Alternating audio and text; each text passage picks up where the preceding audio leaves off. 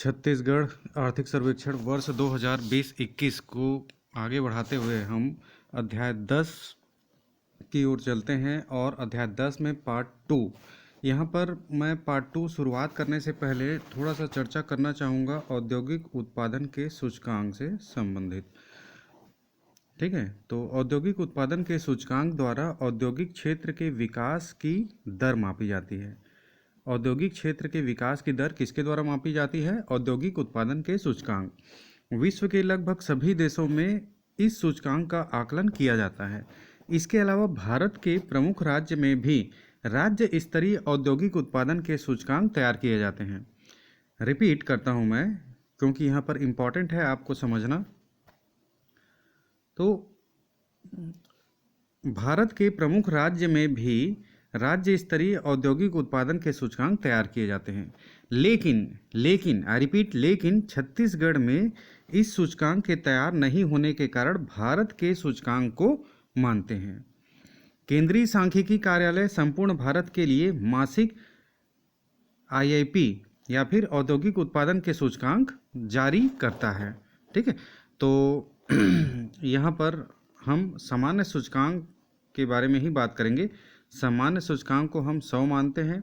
औद्योगिक उत्पादन सूचकांक यहाँ पर नवंबर 2019 और नवंबर 2020, अब यहाँ पर तुलना करते हैं तो यहाँ पर क्या है?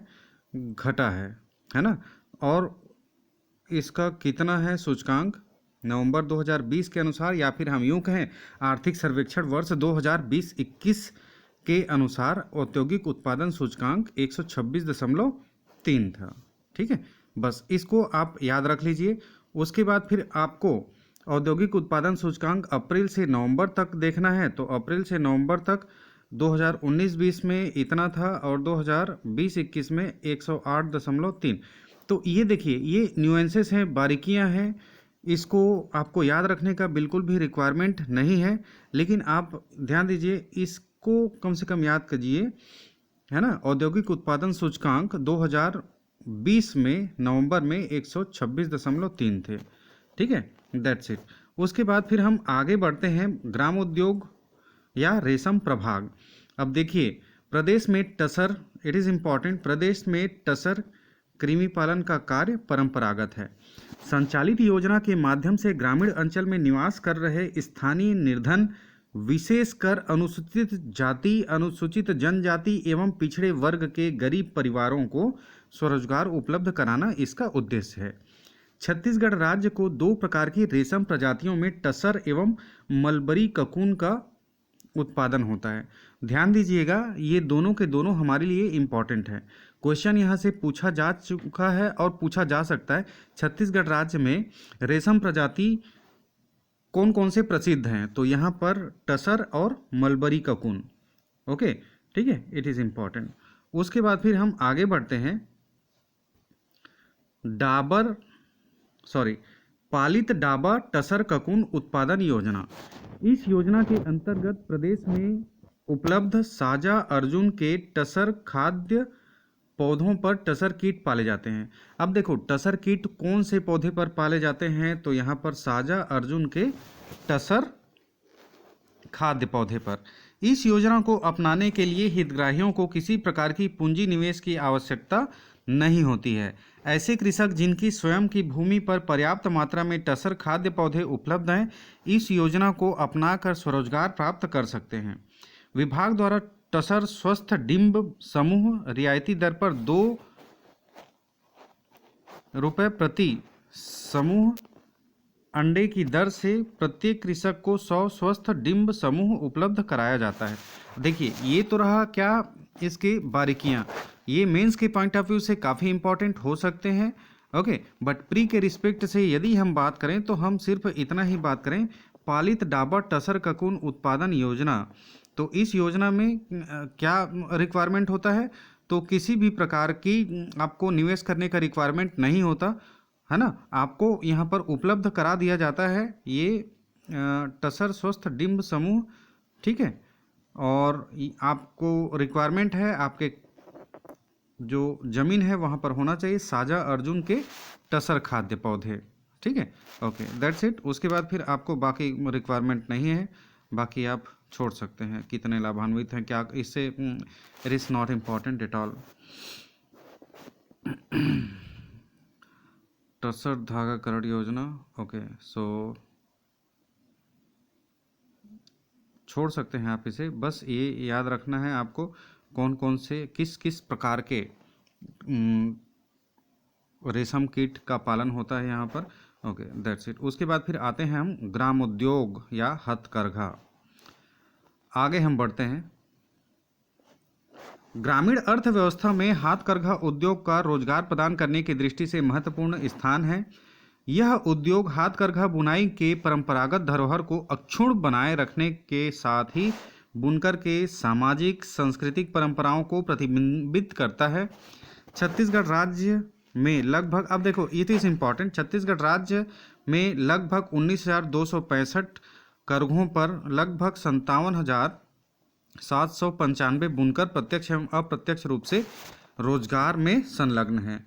तो यहाँ पर कितने करघे हैं, तो 19,265, ठीक है, छत्तीसगढ़ में।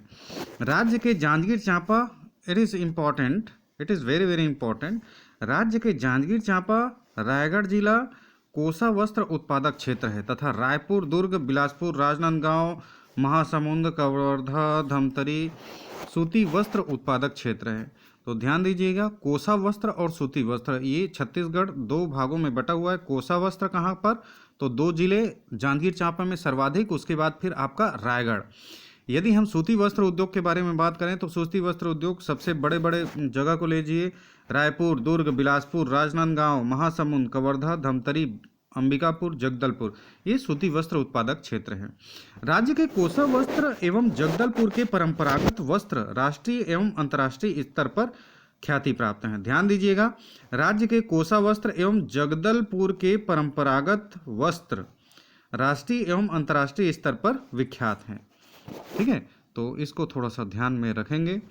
और आगे हम बढ़ते हैं तो यहाँ पर इम्पॉर्टेंट हो जाता है कुछ चीज़ें। बुनकर समितियाँ कितनी हैं, तो बुनकर समितियाँ 265 है।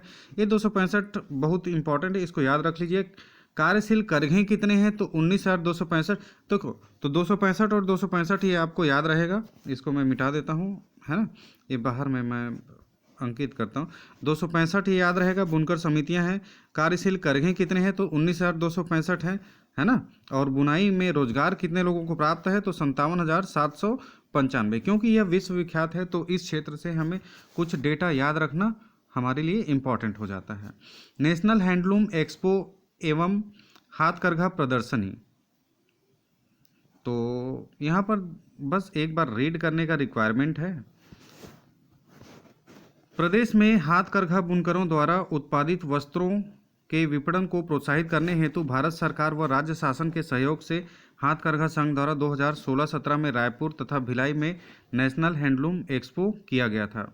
ठीक है, कहाँ कहाँ किया जा सकता है, रायपुर और भिलाई में, तो ये दोनों याद रहेगा। उसके अलावा बिलासपुर, कोटा, तो छत्तीसगढ़ में रायपुर, भिलाई और बिलासपुर। उसके बाद फिर कोटा, भोपाल, विशाखापट्टनम, कलकत्ता, मुंबई, भुवनेश्वर आदि जगह पर किया जा चुका है। हाथकरघा संघ द्वारा जिला स्तरीय प्रदर्शनी, अब देखो जिला स्तरीय प्रदर्शनी कहाँ कहाँ पर हो चुका है, तो जिला स्तरीय प्रदर्शनी भी आप याद रख सकते हैं, बट ये आपको याद रखने के लिए काफ़ी ज़्यादा इम्पोर्टेंट है ना। भारत सरकार एवं राज्य शासन के सहयोग से कहाँ कहाँ एक्सपो किया गया, तो रायपुर एवं भिलाई, है ना। स्पेशल हैंडलूम एक्सपो बाकी जगह भी और किया गया। तो ये हमारे लिए भारत सरकार और राज्य शासन के द्वारा कहाँ कहाँ किया गया, तो ये है आपका रायपुर और भिलाई। बस इसको याद रखने का रिक्वायरमेंट है, बाकी आप छोड़ सकते हैं, इट इज़ नॉट इम्पॉर्टेंट। आगे हम बढ़ते हैं। छत्तीसगढ़ खादी तथा ग्रामोद्योग बोर्ड, छत्तीसगढ़ राज्य में खादी तथा ग्रामोद्योग बोर्ड का मुख्य उद्देश्य ग्रामीण अंचलों में खादी तथा ग्रामोद्योग की इकाई स्थापित करना है। उन्नत तकनीक के द्वारा प्रशिक्षण प्रदान कर कारीगरों एवं दस्तकारों तथा सूत काटने वाली महिलाओं को रोजगार के व्यापक अवसर सृजित करना है। ओके, सो इसके लिए कुछ कार्यक्रम संचालित हैं। मुख्यमंत्री रोजगार सृजन कार्यक्रम। ओके, सो एक बार हम देख सकते हैं मुख्यमंत्री रोजगार सृजन कार्यक्रम। छत्तीसगढ़ खादी तथा ग्रामोद्योग बोर्ड द्वारा संचालित परिवार मूलक योजना को संशोधित कर मुख्यमंत्री रोजगार एवं सृजन कार्यक्रम नवीन योजना की स्वीकृति दी गई है। यह राज्य शासन की योजना है। नंबर 1, इस योजना के अंतर्गत लागत राशि सेवा क्षेत्र हेतु 1 लाख रुपए एवं विनिर्माण हेतु 3 लाख रुपए तथा अनुदान की सीमा 35% है, जिसमें लाभार्थी स्वयं अंशदान विनियोजन 5% है। देखो, अंशदान विनियोजन 5% है। इस योजना के अंतर्गत ग्रामीण क्षेत्रों में अनुसूचित जाति, अनुसूचित जनजाति, पिछड़ा वर्ग के लोगों को ग्रामोद्योग इकाइयों की स्थापना कर स्वरोजगार लगाने के लिए लाभान्वित किया जाता है। That's it. उसके बाद फिर आगे हम बढ़ते हैं। प्रधानमंत्री रोजगार सृजन कार्यक्रम। इस योजना अंतर्गत 25 लाख तक के परियोजना लागत की ग्रामोद्योग इकाइयां स्थापित करने पर सामान्य पुरुष वर्ग 25% एवं अनुसूचित जाति, अनुसूचित जनजाति, अन्य पिछड़ा वर्ग व महिलाओं को 35% मार्जिन मनी बैंकों के माध्यम से उपलब्ध कराया जा रहा है। सामान्य वर्ग के पुरुष हितग्राहियों को परियोजना लागत का 10% तथा अन्य को 5% स्वयं का अंशदान विनियोजित करना होता है। ठीक है, ओके। सो देखिए, यहाँ पर कुछ विशेष इम्पोर्टेंट नहीं है ना, लेकिन आपको एक बार रीड करना जरूरी है। उसके बाद फिर आगे हम बढ़ते हैं कारीगर प्रशिक्षण। तो कारीगर प्रशिक्षण it is not important at all. Khadi उत्पादन। खादी एवं ग्रामोद्योग बोर्ड द्वारा संचालित 9 उत्पादन केंद्र। अब यहाँ पर इम्पॉर्टेंट क्या हो जाता है, तो सिर्फ और सिर्फ इतना इम्पॉर्टेंट हो जाता है 9 उत्पादन केंद्र। क्या उत्पादन केंद्र? खादी उत्पादन केंद्र। ठीक है, बस इसको याद रखेंगे। उसके बाद फिर आगे हम बढ़ते हैं। 9 उत्पादन केंद्र कौन कौन से हैं, तो कुंवरगढ़, सारागांव, मैनपुर, गरियाबंद, भगत देवरी, तिफरा, बिलासपुर, हरदी बाजार, देवर बीजा एवं डिमरा पाल। ठीक है, आगे हम बढ़ते हैं। ये इंपॉर्टेंट है हमारे एग्जाम के पॉइंट ऑफ व्यू से। पंडित दीनदयाल उपाध्याय ग्रामोद्योग शिल्प केंद्र या बांस कला केंद्र बस्तर जिले में छत्तीसगढ़ खादी एवं ग्रामोद्योग बोर्ड द्वारा जगदलपुर में, इट इज़ इम्पॉर्टेंट, जगदलपुर में, यहाँ पर और हाईलाइट करना चाहें तो और हाईलाइट कर देते हैं। जगदलपुर में दीनदयाल उपाध्याय ग्रामोद्योग शिल्प केंद्र बांस कला केंद्र संचालित है। इनमें आदिवासी महिलाओं के माध्यम से आदिवासी संस्कृति में कलात्मक वस्तुओं तैयार कर प्रदेश के भीतर एवं बाहर बिक्री एवं प्रचार प्रसार किया जाता है।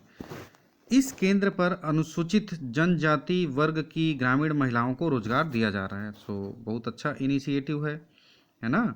आगे हम बढ़ते हैं।